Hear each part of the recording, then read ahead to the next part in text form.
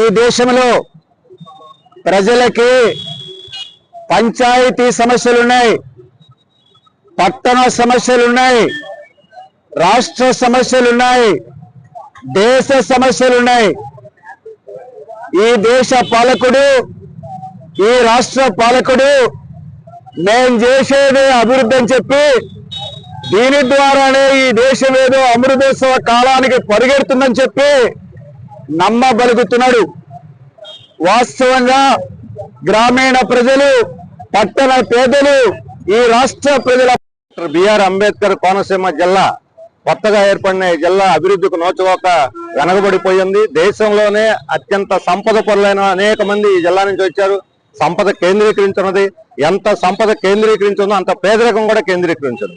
దేశంలో సంపదవంతమైన జిల్లాలో ఇదొకటి, పేద జిల్లాల్లో కూడా ఇదొకటి.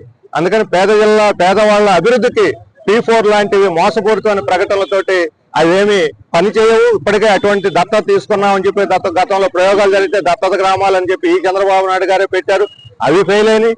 ఇప్పుడు కేంద్రంలో ఉన్నటువంటి ప్రభుత్వం కార్పొరేట్లు కొమ్ము కాస్తా ఉన్నది. మోడీ ప్రభుత్వం గూగుల్, ఫేస్బుక్, ఎక్స్ లాంటి పెద్ద పెద్ద అంతర్జాతీయ కంపెనీలకు 6% GST ఉంటే 6% GSTని రద్దు చేసి వేల కోట్ల రూపాయల వాళ్ళ కట్టబెట్టి దీని మీద ఏమీ ఎవరు మాట్లాడటం లేదు.